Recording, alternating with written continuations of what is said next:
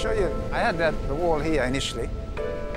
And so that was destroyed by the very high tides in 2005. And I built this quite some time back, over the years, and that was destroyed. So I rebuilt it. Anote Tong is obsessed with the sea. He's the man in charge of a vanishing nation. The seas that have supported life here for 4,000 years are rising because of global climate change. It's Tong's job as president of the country to decide what to do. For quite some time I did not sleep because I had no solution to a problem that nobody has a solution to. What happens to us as a people in the future? Do we disappear as a culture? And so these are the issues that keep me awake.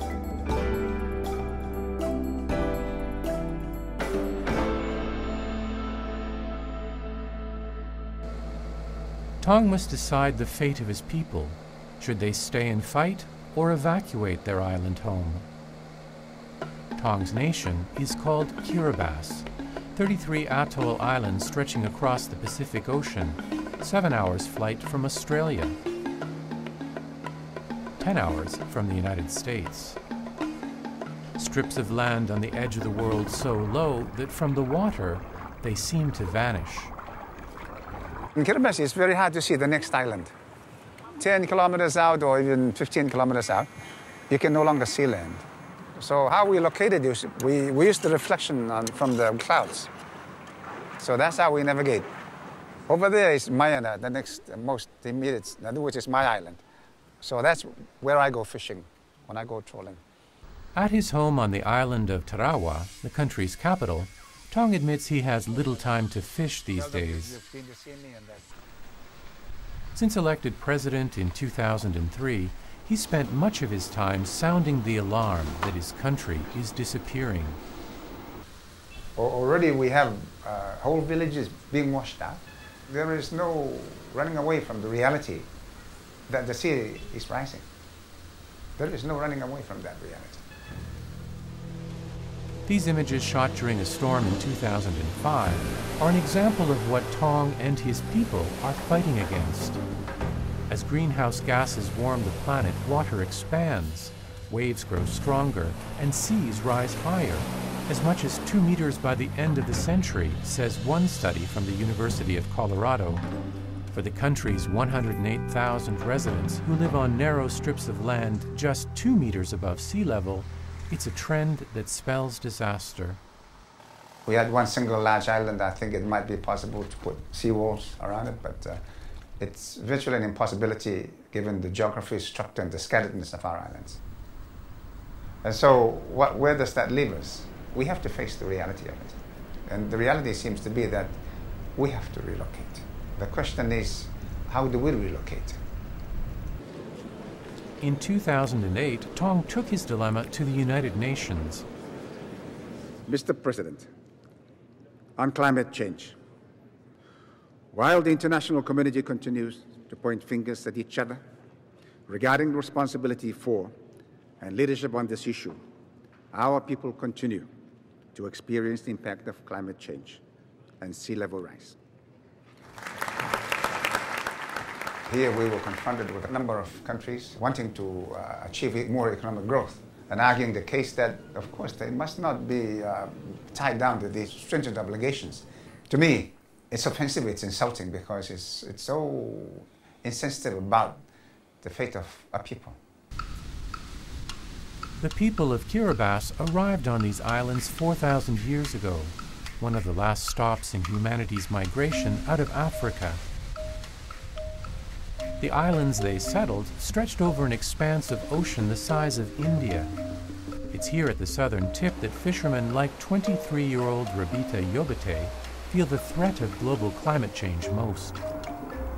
Rabita says seawater has begun seeping into the water table, giving the well water his mother draws each day a salty taste. The frequency and size of his catch has also become less predictable. And then there's his 83-year-old father, Yobate. He's declared war against the rising tide, building a seawall and then standing guard over it each evening. The temperatures are getting hotter, and there's a change in the level of the sea. It's getting higher. These changes are affecting the food we grow. Before, our coconuts were big, but now they're as small as our fists. Coconuts are among Kiribati's chief exports. With fewer to sell, many like Robita are finding it harder to earn a living. Even so, Tong resists the idea of moving people off the islands en masse, creating a nation of climate change refugees. This is the last thing that I want to put forward as an option for our people, because having lost our homeland, having lost our cultural identity, I don't think we want to lose our dignity. Tong needs to address immediate problems being created by climate change, like poverty and shrinking food supplies. So while he considers how best to move people off the island, he plans to develop the country's economy. The idea is to encourage the development of the outer islands. There are people with more time to do it. We just need to be able to provide them with the opportunity, the skill, and whatever equipment they need. But convincing development organizations to invest in a country that won't be around in 50 years is not easy. For the first time, the UN agency specializing in agricultural development, IFAD, sends a team to assess the situation on Kiribati's most remote southern island, Arore. We would like to understand some of the challenges that you face with the environment. And is there any change that people have noticed in weather, in the sea? Over the last few years, we've seen extreme changes in the environment. There has been a lot of damage to trees. Wells are salty. There is erosion along the coastline. And because we've had such little rain over the last few years, our crops are dying. And there is no fruit on the trees. These are things we can't fix ourselves. If we think of what the President of the country is saying, that the whole survival of the islands over the next 50 years is in question. A challenge that we face is what happens in the course of this 50 years. We've heard from the communities themselves that they're struggling to feed themselves. So how do we respond to this is an enormous challenge. Hartman's group helps islanders develop a plan, one that tackles some of their most immediate problems, like the salination of drinking water, but also breaks new ground for those living on the front lines of climate change. Agricultural research, for instance, could contribute to improving soil fertility. Agricultural research could also contribute to developing crop varieties that they can grow in these areas that may increase productivity, so they move from subsistence to having just a little bit of surplus that they can sell for income generation. So food security is a critical issue here.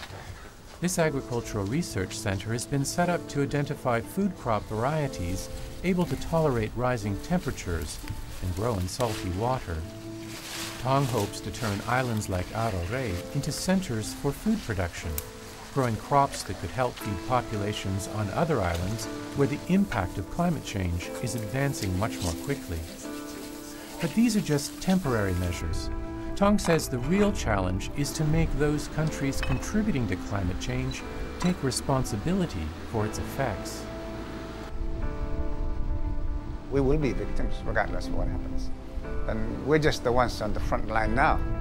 And I think the point is, if nothing is done, then other countries and other people will be next on the front line.